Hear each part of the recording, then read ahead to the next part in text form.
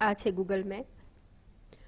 Google મેપની અંદર આવી રીતે આપણને વધારાના ઓપ્શન્સ બતાવે છે કે રેસ્ટોરન્ટ્સ હોય, હોટેલ હોય, ગ્રોસરી હોય. એ સિવાય અહીંયા વધારાના ઘણા બધા ઓપ્શન્સ બતાવી શકે છે કે નજીકનું બેંક, ગેસ સ્ટેશન. આ જે રેગ્યુલર મેપ છે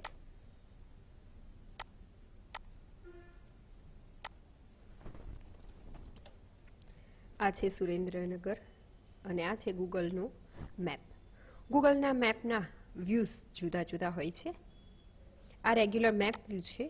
અહીંયાથી આપણે સેટેલાઇટ વ્યૂ કરી શકીએ, એટલે કે ઉપગ્રહ ઉપરથી આવતી જે તસવીરો છે એ પ્રમાણેનો એનો દેખાવ. હવે અહીંયા આપણે કંઈ પણ શોધાવી શકીએ. આપણે લખીએ આપણી અલ્ટ્રાવિઝન એકેડેમી. આ જે છે એ મેપ વ્યૂ અને સેટેલાઇટ વ્યૂ છે. સેટેલાઇટ વ્યૂની અંદર આપણે અહીંયા એના ફોટોઝ જોઈ રહ્યા છીએ. સેટેલાઇટ વ્યૂ દ્વારા અહીંયા જે વ્યૂ દેખાય છે આ આપણી અલ્ટ્રાવિઝન, આ સર્કલ છે અલ્ટ્રાવિઝન સર્કલ. મેક્સિમમ આટલું ઝૂમ થઈ શકે છે. અહીંયા એક લિમિટ આવી જાય છે. તમને જેમ ટેક્સ્ટ બુકમાં કીધું છે એમ અહીંયા પ્લસની નિશાની છે ઝૂમ કરવા માટેની, ઝૂમ આઉટ કરવા માટે.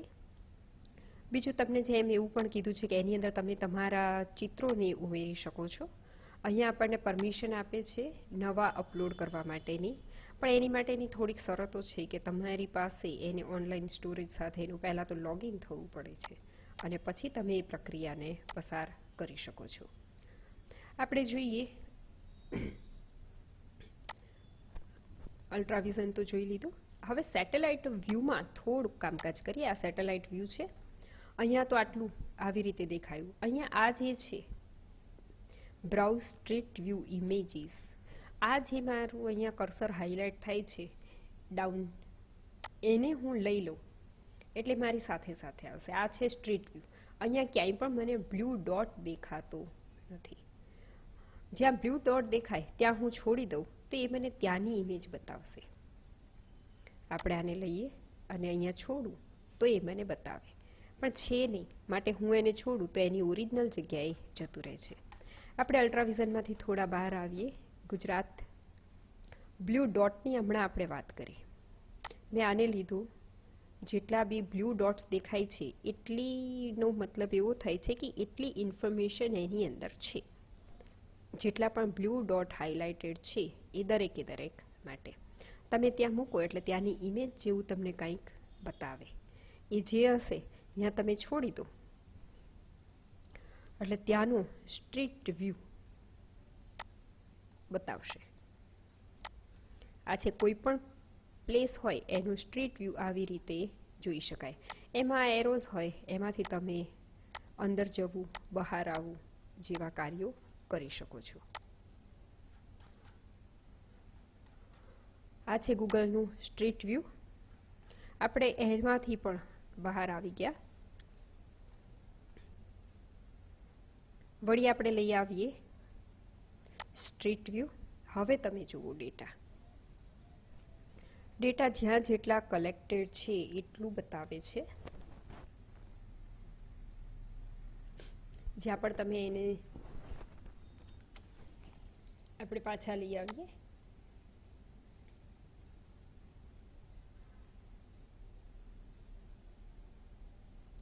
દરેક જગ્યાના તમે ત્યાં એને સ્થિર કરો એ ગ્રીન ડોટ એટલે ત્યાંનું દરેક નાના નાના ટાપુ ઉપરના પણ તમે જોઈ શકો છો. અમુક અમુક ડેટા છે તો એને તમે આવી રીતે જોઈ શકો છો. તમે એને છોડી દો એ જે ઇમેજ આવે એટલે તો ત્યાંનું તમને સ્ટ્રીટ વ્યૂ દર્શાવશે. આપણે કોઈ એક ટાપુ ઉપર છીએ. ટાપુનું નામ છે કાઓ. એવી ઘણી બધી જગ્યાઓ હોઈ શકે કે જ્યાં તમે આના દ્વારા ડેટા, અહીંયા ઠેઠ અહીંયા પણ ડેટા કંઈક દર્શાવે છે.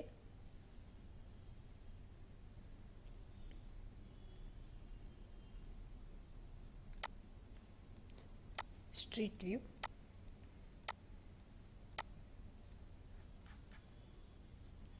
અહીંયા જેમ આપણને ટેક્સ્ટ બુકમાં કીધું છે એમ કોઈ પણ જગ્યા હોય એના તમે સાવ અજાણી જગ્યા હોય તો એના પણ તમે સ્ટ્રીટ વ્યૂથી જોઈ શકો છો કે ત્યાંનું લોકેશન કેવું હશે, શું હશે, અથવા તો સાવ અજાણી જગ્યાને જાણવાનું અહીંયાથી તમને મળી શકે છે. ઘણી બધી જગ્યાઓ તમે જોવો છો, આનો ઘણો બધો ડેટા છે. તમે ત્યાં નાના નાના ઇમેજમાં વધારાની માહિતી જોઈ શકો છો.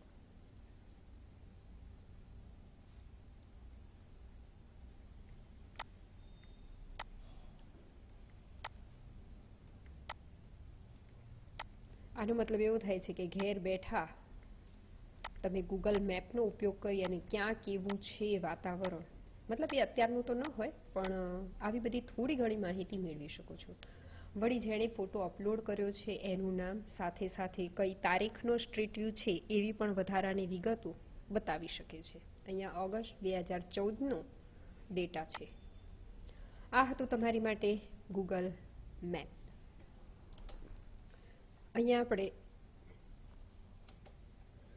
આપણે અમદાવાદ જવા માટેની વસ્તુ જોઈએ છીએ કે ભાઈ અમદાવાદ કોઈ વ્યક્તિએ જવું હોય તો એ કેવી રીતે જશે. તો એની માટે આપણને ગૂગલ મેપ સહાય કરે છે. ધારો કે મેં અહીંયાથી લઈ લીધું અમદાવાદ. હવે આપણે અમદાવાદ સર્ચ કરાવી અને અમદાવાદમાં કેવી રીતે પહોંચી શકીએ એના રસ્તા જોઈએ. આ લઈ લીધું અમદાવાદ. હવે લઈએ અહીંયાથી ડાયરેક્શન. ડાયરેક્શનની અંદર અહીંયા તમને ઓપ્શન આપે છે કે ચૂઝ સ્ટાર્ટિંગ પોઈન્ટ અથવા તો ક્લિક. એટલે આપણે સ્ટાર્ટિંગ પોઈન્ટને પસંદ કરવાનું છે. ઘણી વખત તમે બાય રોડ જતા હો, કેવી રીતે તમારા મેપનું લાઈવ લોકેશન લઈ અને ત્યાંથી તમે જે જગ્યાએ જવા માંગો છો એનું કોઈ પણ સર્ચ કરાવી શકો છો. અત્યારે અહીંયા આપણે લખીએ કે ભાઈ સુરેન્દ્રનગરથી જવું છે તો અહીંયા સુરેન્દ્રનગર પસંદ કરી શકીએ છીએ. તો અહીંયા તમે જોઈ શકો છો સુરેન્દ્રનગરથી અમદાવાદ જવા માટેના અમદાવાદથી સુરેન્દ્રનગર જવા માટેના રસ્તા. પણ અહીંયા ઓપ્શન જોવો, આપણે વોકિંગ પસંદ કરેલું છે માટે આપણને બતાવી રહ્યું છે કે 23 કલાક. આ રોડ બતાવે છે 23 કલાક 8 મિનિટ, 26 કલાક. આ રોડ બતાવે છે 23 કલાક ને 59 મિનિટ. આ 26 કલાક બતાવી રહ્યું છે. આ લીંબડી બગોદરા રોડ છે, આ અમદાવાદ વાળો રોડ છે. અહીંયાથી ચાલી અને જઈ શકાય છે. આપણે એની અંદર પાછા બીજા ઓપ્શન છે. આપણે બાય કાર જવા માટેનો રસ્તો જોઈએ. 2 કલાક ને 34 મિનિટ, 2 કલાક ને 40 મિનિટ. એમાં આપણને કયો રૂટ અનુકૂળ આવે છે એવું આપણે અહીંયા ગૂગલ મેપ દ્વારા જોઈ શકીએ છીએ. ગૂગલ મેપમાં આપેલા ઓપ્શનો દ્વારા આપણે આટલું નેવિગેટ આપ્યા પછી આપણે એમને સીધું સ્ટાર્ટ આપી દઈએ તો એ તમને આપણે બાય કાર જતા હોય તો સીધું લાઈવ લોકેશન આપી અને સ્ટાર્ટ આપી દો એટલે એ પ્રમાણે બતાવશે. અહીંયા સુરેન્દ્રનગરથી અમદાવાદ જવા માટેની ટ્રેનનું રૂટ પણ બતાવે છે, ટ્રેનનો નંબર બતાવે છે અને એની સાથે કઈ કઈ ટ્રેન જશે, કેટલા વાગે ઉપડશે એ પણ બતાવે છે. અહીંયા તમે જોઈ શકો છો અર્નાક્યુલમ. મતલબ આવી ઘણી બધી વધારાની ડિટેલ્સ આપણને ગૂગલ મેપ દ્વારા મેળવી શકાય છે. અને આની માટે એ ટ્રાયંગ્યુલેશન્સનો ઉપયોગ કરે છે. એટલે ઓછામાં ઓછા 3 સેટેલાઇટની મદદથી એ આપણું પોતાનું લાઈવ લોકેશન દર્શાવતું હોય છે. આ હતું આપણી માટે ગૂગલ મેપ. નેક્સ્ટ ટોપિક જોઈએ. ગૂગલ મેપ પછી આપણી પાસે છે આર સોફ્ટવેર. આર સોફ્ટવેર એક એવો સોફ્ટવેર છે કે જે આંકડાકીય ગણતરી માટે નિઃશુલ્ક સોફ્ટવેર છે. તે એક GNU યોજના છે. તેનો આંકડાકીય વિશ્લેષણ માટે બહોળા પ્રમાણમાં ઉપયોગ થાય છે. તેની પોતાની સ્ક્રિપ્ટિંગ ભાષા છે. તે એક કેસ સંવેદનશીલ એટલે કે એક કેસ સેન્સિટિવ ભાષા છે. આપણને ખબર છે કે કમ્પ્યુટરની અંદર જેટલી કંઈ પણ ભાષાઓનો ઉપયોગ થાય છે એ બધી કેસ સેન્સિટિવ જ રહે છે. આરને કમાન્ડ લાઇન અને ગ્રાફિક્સ નામના 2 કાર્ય પ્રદેશ છે. જો આપણે GUI કે ગ્રાફિકલ યુઝર ઇન્ટરફેસ પ્રદેશનો ઉપયોગ કરવો હોય તો આપણે ઉબુન્ટુ સોફ્ટવેરની કેન્દ્રમાંથી આર કમાન્ડ અને આર સ્ટુડિયો નામનું ગ્રાફિકલ એડિટર પ્રસ્થાપિત કરવું પડે. એમાં કીધું તેમ આર સોફ્ટવેરમાં પ્રસ્થાપિત કરવું પડે. આર સોફ્ટવેરને પ્રસ્થાપિત કરવું પડે છે. બીજું એમ કે છે કે અહીંયા એની અંદર પ્રસ્તાપિત કરવા માટેના કમાન્ડ આ પ્રકરણના અંતમાં આપેલા છે. પછી કહે છે કે ટર્મિનલ વિન્ડોમાંથી આર લિપિને બોલાવવા માટે ટર્મિનલ ખોલીને કમાન્ડ પ્રોમ્પ્ટ ઉપર આર લખો અને એન્ટર કી દબાવો. હવે આ જે સોફ્ટવેર છે એ આપણે 11મા ધોરણમાં લિનક્સ ભણી ગયા. એની અંદર આપણે એક બેઝિક કેલ્ક્યુલેશન ઓફ લાઇબ્રેરી જેવું કંઈક ભણી ગયા. થોડું ઘણું એના જેવું છે અને બાકી આપણે જેમ લિનક્સમાં કમાન્ડ આપતા હતા એની જેમ જ કામ કરે છે. લિનક્સ સેલમાં આ એનો લેઆઉટ છે આર સોફ્ટવેરનો. લિનક્સ સેલની જેમ જ આર સોફ્ટવેરમાં પણ કોમેન્ટની નિશાની હેશનો ઉપયોગ કરવામાં આવે છે. આપણને જેમ ખબર છે કે લિનક્સની અંદર હેશ સાઇનવાળી લાઇનને કોમેન્ટ તરીકે ગણવામાં આવે છે, જે કમ્પાઇલ કરવામાં આવતી નથી. હેશ પછીની કોઈ પણ લખાણ લાઇનના અંત સુધી કોમેન્ટ એટલે કે ટિપ્પણી તરીકે ગણવામાં આવે છે, જે કમ્પાઇલ કરવામાં આવતી નથી. નંબર અને સ્ટ્રિંગ બે મૂળભૂત ડેટા ટાઈપ છે, માહિતીના પ્રકાર છે. સ્ટ્રિંગને એક અવતરણ ચિહ્ન, એક અવતરણ અથવા ડબલ એટલે કે બે અવતરણ ચિહ્નોમાં બાંધવામાં આવે છે. બીજી પ્રોગ્રામિંગ ભાષાની જેમ જ સામાન્ય પ્રક્રિયકો અને વિધેયો પણ ઉપલબ્ધ છે. વસ્તુઓની ક્રમિક યાદી એરે અથવા તો લિસ્ટ સામાન્યપણે ઉપયોગમાં આવે છે. એને તેના વેક્ટર તરીકે પણ ઉલ્લેખ થાય છે. યાદી એટલે કે લિસ્ટ બનાવવા માટે સી વિધેયનો ઉપયોગ થાય છે, જે જુદા જુદા નંબરને એક યાદીમાં ભેગા કરે છે. પ્રક્રિયકો જેવા કે plus, minus, multiplication and division અને બીજા ઘણા બધા એક નંબર તેમજ યાદી ઉપર એક સરખી રીતે જ કાર્ય કરે છે. તેમ છતાં જ્યારે દ્વિઅંકી એટલે કે બાઇનરી પ્રક્રિયકના બંને શંકાર્ય એટલે કે ઓપરાન્ડ્સ યાદી લિસ્ટ હોય ત્યારે તેની લંબાઈ, તેની અંદરના તત્વોની સંખ્યા સરખી હોવી જોઈએ. તો તે અચલનું નામ દાખલ કરી અને એન્ટર કી દબાવીને તેનું મૂલ્ય દેખાશે. અહીંયા એક સામાન્ય ટાઈપ કરીને આપણને આપ્યું છે પ્રોગ્રામની અંદર. અહીં નિશાનીની વાત કરી છે. ગ્રેટર ધેનની નિશાની આરનો પ્રોમ્પ્ટ દર્શાવે છે. આ જે આગળ દર્શાવે છે એ આર પ્રોમ્પ્ટ છે, જેમ પેલામાં ટિલ્ડ સાઇન દર્શાવતું વી એડિટરની અંદર લિનક્સમાં 11મા ધોરણમાં, એમ અહીંયા ગ્રેટર ધેનની નિશાની દર્શાવે છે. બીજું એવું કીધું છે કે વિધાન એ અને તીરનું નિશાન કીબોર્ડમાં આપણે બાય ડિફોલ્ટ આવતું નથી. આપણે તીરનું નિશાન જાતે બનાવવાનું રહે છે, એટલે કે લેસ ધેનની નિશાની અને એક વચ્ચે ડેશ કરી દઈએ એટલે તીરનું નિશાન દર્શાવે છે. એટલે કે એ અને તીરનું નિશાન અને એની અંદર 10. એનો મતલબ એવું થયું કે એની અંદર આપણે 10ને સ્ટોર કરીએ છીએ. જેમ a = 10 થાય, બસ અહીંયા તીરનું નિશાન = જેવી ગરજ સારે છે અને તેને કિંમત 10 આપે છે. વિધાન ગ્રેટર ધેન એ પછી એન્ટર કી દબાવતા અચલ એની કિંમત દેખાશે. આ જ રીતે વિધાન બી, એની અંદર આપણે 20 સ્ટોર કરીએ તો બી નામનો અચલ બને છે અને તેને 20 કિંમત આપે છે. વિધાન એ મલ્ટીપ્લાય બાય બી પછી એન્ટર કી દબાવતા અચલ એ અને બીની કિંમતનો ગુણાકાર કરી તેનું પરિણામ પ્રોમ્પ્ટ ઉપર દર્શાવે છે. કેટલાક સામાન્ય આર કમાન્ડ: ક્યુ નિશાની સાદો કૌંસ ચાલુ અને બંધ આરમાંથી બહાર નીકળવા માટે છે. હેલ્પ સાદો કૌંસ ચાલુ અને બંધ ઓનલાઈન મદદ મેળવવા માટે છે. ડેમો સાદો કૌંસ ચાલુ અને બંધ કંઈક પ્રદર્શન જોવા માટે અને help.start સાદો કૌંસ ચાલુ અને બંધ બ્રાઉઝરમાં ઓનલાઈન મદદ ખોલવા માટે વપરાય છે. જો કોઈ નિશ્ચિત વિધેય માટે મદદ જોઈતી હોય તો આપણે હેલ્પ અને ફંક્શનનું નામ લખી અને વાક્યરચનાનો ઉપયોગ કરવાની જરૂર પડે છે. જ્યારે આપણે આરની બહાર નીકળીએ છીએ ત્યારે આપણને પૂછવામાં આવે છે કે આપણે માહિતીને અચલની કિંમતને સેવ કરવી છે. જો આપણે હા કહીને અથવા તો વાય કહીએ ત્યારે વર્તમાન ડિરેક્ટરીમાંની ફાઇલમાં આ માહિતી સેવ કરવામાં આવે છે અને જ્યારે આ ડિરેક્ટરીને ફરી વખત આપણે આર શરૂ કરીએ ત્યારે આ માહિતીને ઉપલબ્ધ કરે છે. અહીંયા આકૃતિ દર્શાવી છે, તેની અંદર ls બનાવેલ તમામ કમાન્ડની યાદી પ્રદર્શિત કરે છે. એનો મતલબ એવો થયો જેમ આપણે લિનક્સમાં ભણી ગયા ls command list show line wise ls -l. અહીંયા ફક્ત ls કમાન્ડ અને સાદો કૌંસ ચાલુ અને બંધનો ઉપયોગ કર્યો છે. એટલે જે હમણાં આપણે એ અને બીની અંદર કિંમતો મુકાવી છે તો એ આપણને ચોક્કસથી દર્શાવી શકે. અહીંયા તમે જોઈ શકો છો કે એની અંદર 10 મૂક્યા છે, બીની અંદર 20 મૂક્યા છે, બંનેનો ગુણાકાર કર્યો છે અને પછી અહીંયા આપણે જે પરિણામ જોયું એ મલ્ટીપ્લાય બાય બી, તો એનો પણ જવાબ દીધો. ls કમાન્ડે જવાબ દીધો એ અને બી. આપણે આટલું પહેલાં પરિણામ જોઈ લઈએ. આ છે આર સોફ્ટવેર. આર સોફ્ટવેરમાં અહીંયા પ્રોમ્પ્ટ આવી ગયું. પ્રોમ્પ્ટમાં આપણે લખવાનું હતું એ, તીરનું નિશાન, અને એની અંદર આપણે 10 સ્ટોર કરાવીએ.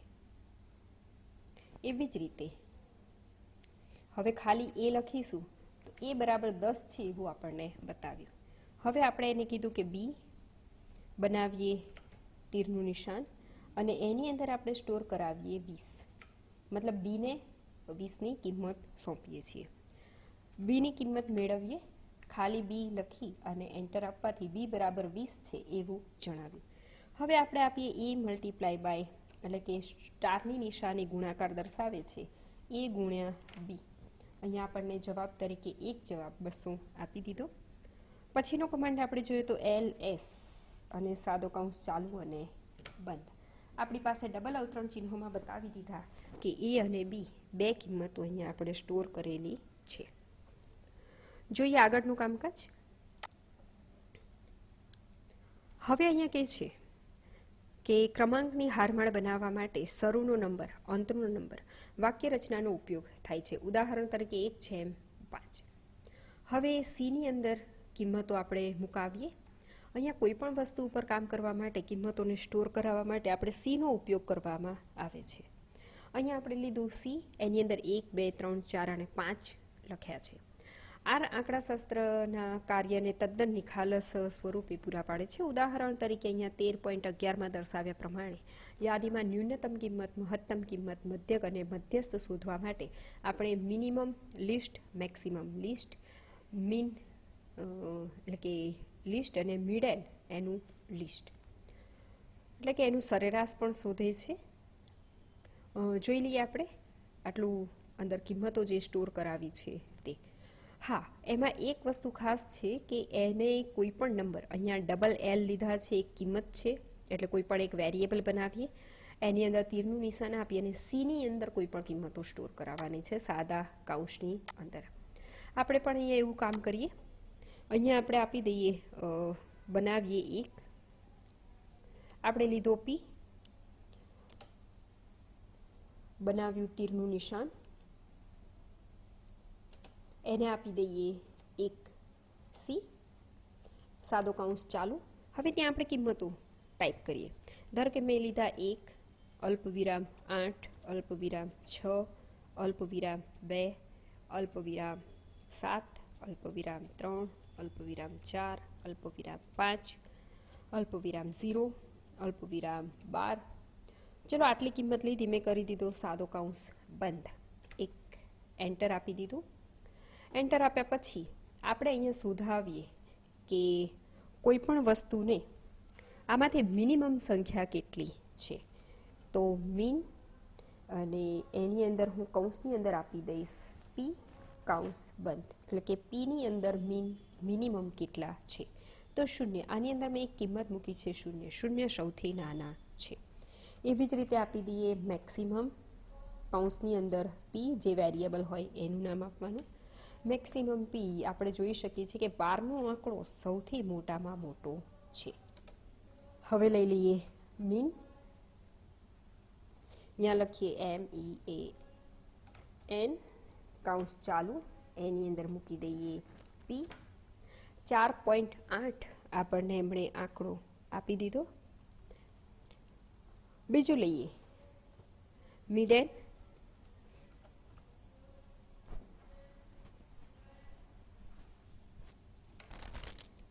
મિડેન લઈ લઈએ.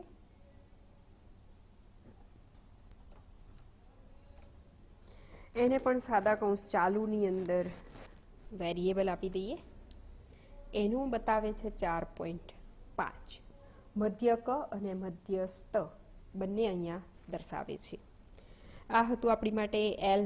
એક વખત આપી દઈએ LS. આપણે 3 બનાવ્યા છે, હવે આપણને 3 એ 3 બતાવશે. તો આવી રીતે આપણને ચલ, હવે આપણે એને ફાઇલને સેવ આપી શકીએ છીએ. આપણે ફાઇલને સેવ કરી દીધી.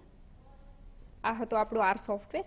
આર સોફ્ટવેરમાં ટેક્સ્ટ બુક પ્રમાણે આપણી પાસે હજુ ઘણું બધું છે. અહીંયા તમે જોઈ શકો છો મીન, મિડેન જેવી વસ્તુ બતાવી.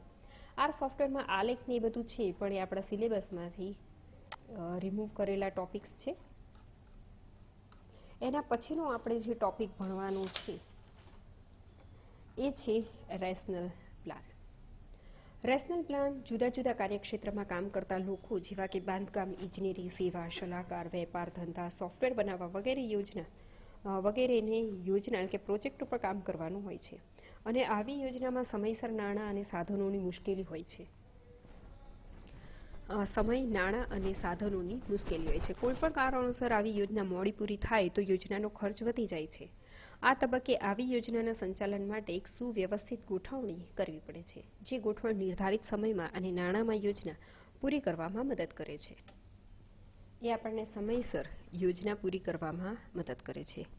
રેશનલ પ્લાન એક એવો જ ઓપન સોર્સ સોફ્ટવેર છે જે યોજનાના સંચાલકને એવો પ્લાન બનાવવામાં, નિર્વાહ કરવામાં મદદ કરે છે. તે યોજનાના જીવનચક્ર દરમિયાન યોજનાના સંચાલકને મદદ કરે છે. આમાં 3 ડેસ્કટોપ ઉત્પાદનનો સમાવેશ થાય છે: રેશનલ પ્લાન સિંગલ, મલ્ટી અને વ્યુઅર. આપણે વાત કરીએ સૌપ્રથમ રેશનલ પ્લાન સિંગલ. એ સ્વતંત્ર યોજનાના સંચાલન માટે ઉપયોગી છે. તે બીજી યોજના સાથે જોડાયેલ કે કોમન સાધનોનો વપરાશ કરતી અન્ય યોજના સાથે જોડાયેલ માટે હોતું નથી. તે સંચાલકની સામાન્ય યોજના માટેની માહિતી જેવી કે નામ, નોંધ, લિંક, ધારણાઓ, અવરોધ અને જોખમો વગેરે માહિતીની યોજના સાથે જોડવા આપે છે. તે વિગતવાર નોંધપત્રક બનાવવા, તેમાં સુધારા વધારા કરવા તથા તેને દૂર કરવાની સગવડ આપે છે. એક વખત સાધન સામગ્રી બની ગયા પછી તેને આપણે કાર્યની ફાળવણી કરી શકીએ છીએ, જે આપણને યોજનાનું ટ્રેકિંગ ટૂલ પૂરું પાડે છે, જેવા કે ક્રિટિકલ પાથ એટલે કે નિર્ણાયક રસ્તો, કાર્ય માટેની લક્ષ્ય પૂર્ણતાની કિંમત, માહિતીના સમયસર તબક્કાનું કામ અને કિંમત વગેરે. આપણે છાપી શકાય તેવો અહેવાલ બનાવી શકીએ છીએ અને બીજી યોજનાના સંચાલનના ટૂલમાંથી માહિતી આયાત કરી શકીએ છીએ અને બીજા માળખામાં માહિતી નિકાસ પણ કરી શકીએ છીએ. એવી જ રીતે એટલે એનો સિંગલનો મતલબ એવો થાય છે કે કોઈ એવી યોજનામાં એ આપણને હેલ્પ કરે છે કે જેની અંદર આપણે કોઈ મશીનો રોક્યા હોય, એનો ખર્ચો કેટલો લાગશે, કોઈ એવી કન્ડિશન આવી ગઈ તો એ વખતે લક્ષ્ય પૂર્ણાંક એને જે સમયસર ન થાય તો એને જે નુકસાનીને ભોગવવું પડે તો ક્યાં અને કેવી રીતે આપણે સેટ કરીશું, બીજા ઘણી બધી માહિતીઓથી એ આપણને માહિતગાર કરે છે અને એ સંચાલન કરવામાં મદદ કરે છે. એને જ બીજું છે રેશનલ પ્લાન મલ્ટી. એ એવી યોજનાનું સંચાલન કરવામાં મદદ કરે છે કે જેમાં એક કંપનીના સાધનો જુદી જુદી યોજનામાં વહેંચાયેલા હોય. તે એકબીજા ઉપર આધારિત યોજનાનું સંચાલન પણ કરે છે. તેમાં રેશનલ પ્લાન સિંગલમાં આપેલા તમામ લક્ષણ એટલે કે ફીચર્સનો સમાવેશ થાય છે. વધારેમાં તે દરેક યોજનામાં રોકાયેલ સાધનોની માહિતી, કામ, કિંમત અને વધારે ફાળવણીની ગણતરી પણ કરી આપે છે. તે જુદી જુદી યોજનાઓ સાથે સંબંધિત કાર્યનું જોડાણ, યોજનાની માહિતી અને વિશ્લેષણ અને યોજનાનો પોર્ટફોલિયો બનાવવાની પરવાનગી આપે છે. અહીંયા એવું કીધું છે કે એક યોજના નહીં પણ એક જે કંપની છે એ 2-3 યોજનામાં જોડાયેલી હોય અને સાધનો પણ સાથે જ વાપરતી હોય. જેમ કે આપણે એવું વિચારી શકીએ કે કોઈ કન્સ્ટ્રક્શન કંપની છે એ આ જે પહેલી સિંગલની વાત કરીએ એમાં કોઈ પોતાનું મકાન જ બનાવી રહ્યું છે, એની જ ફક્ત આપણે વાત વિચારીએ તો એના જે સંસાધનો છે, રો મટીરિયલ્સ હોય, મશીનરીઝ હોય, કોઈ એક પૂરતું જ લાગુ પાડવાનું રહેશે. જ્યારે અહીંયા મલ્ટીની વાત કરીએ તો કોઈ એક કન્સ્ટ્રક્શન કંપની છે જ્યાં ફ્લેટ, દુકાનો અને મકાન ત્રણેક વસ્તુ એક સાથે બની રહી હોય, તેમાં મશીનની વહેંચણી કેવી રીતે કરવી, કે કોઈ એક જ મશીન છે તો એ કામ ડિવાઈડ કરી દેશે કે અહીંયા એ વખતે આ મશીનનો ઉપયોગ થશે ત્યારે એ મશીનની અવેજીમાં ત્યાં બીજી જગ્યાએ કામ બીજું બદલી નાખશે, એટલે એક જ મશીનથી ત્રણેય જગ્યાએ વારાફરતી કામ કરી શકાય. એટલે અહીંયા જુદી જુદી યોજનાઓ સાથે કાર્યનું જોડાણ અને યોજનાની માહિતીનું વિશ્લેષણ અને એનો પોર્ટફોલિયો બનાવવાની પરવાનગી આપે છે. પછી છે રેશનલ પ્લાન વ્યુઅર. એક વધારાનું ટૂલ છે જે મૂળ ફાઇલના માળખા .xrpમાં રહેલ યોજનાને વહેંચવાની, શેર કરવા માટે બનાવેલા છે, પણ તેનો ઉપયોગ માઇક્રોસોફ્ટ યોજનાની ફાઇલ ખોલવા માટે પણ થાય છે. સાધનોને ફાળવેલી કામગીરી જોવા માટે તેમજ ગોઠવેલ કાર્ય પદ્ધતિમાં કોઈપણ પ્રકારનો ફેરફાર કર્યા વગર યોજનાનો વિકાસ જોવા માટે તે ખૂબ જ ઉપયોગી છે. ઉબુન્ટુ 10.4માં રેશનલ પ્લાન આવતું નથી અને સમર્થન પણ કરતું નથી. તે ફક્ત ઉબુન્ટુ 12.04 અને ત્યાર પછીના વર્ઝનમાં જ ઉપલબ્ધ છે. રેશનલ પ્લાન 10 પછીનામાં એટલે કે 12માં ઉપલબ્ધ છે. 10 પછી જે છે 10.04 છે એ એપ્રિલ મહિનામાં 2010માં બહાર પડેલું વર્ઝન છે. આપણે 9માં શીખી ગયા છે કેવી રીતે વર્ઝનને ઓળખી શકાય. બીજું કીધું છે 12.04 એપ્રિલ મહિનામાં 2012માં બહાર પડેલું વર્ઝન જે છે તેમાં તે ઉપલબ્ધ છે અને સપોર્ટ પણ કરે છે. આ હતું આપણી માટે આર સોફ્ટવેર. સ્કાઇપ ટોપિક આપણા સિલેબસમાંથી રિમૂવ કરેલું છે.